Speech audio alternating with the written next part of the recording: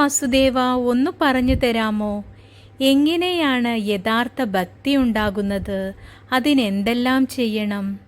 കേട്ടുകൊള്ളൂ പാർത്ഥ. നീ എപ്പോഴും ഈശ്വരചിന്തയിൽ ജീവിക്കുകയും എല്ലാ കർമ്മങ്ങൾ ചെയ്യുന്നതും ഈശ്വരനാണെന്ന വിശ്വാസത്തോടുകൂടി നീ ജീവിക്കുക. നീ നിന്റെ എല്ലാ കർമ്മങ്ങളും ചെയ്യുകയും അതിലൊന്നും ഫലേച്ഛ കൂടാതെ ജീവിക്കുകയും ചെയ്യുക. നീ ധർമ്മഗ്രന്ഥങ്ങൾ പഠിക്കുകയും മറ്റുള്ളവർക്ക് അത് ഉപദേശിച്ചു കൊടുക്കുകയും ചെയ്യുക. നിസ്വാർത്ഥപരമായ നിന്റെ ഈ കർമ്മങ്ങളിലൂടെ നീ ഉന്നതഗതി ഉണ്ടാകുന്നതാണ്. കൂടാതെ നീ സഹജീവികളെ സ്നേഹിക്കുകയും സഹജീവികൾക്ക് അന്നം നൽകുകയും അവരെ പരിപാലിക്കുകയും ചെയ്യുക.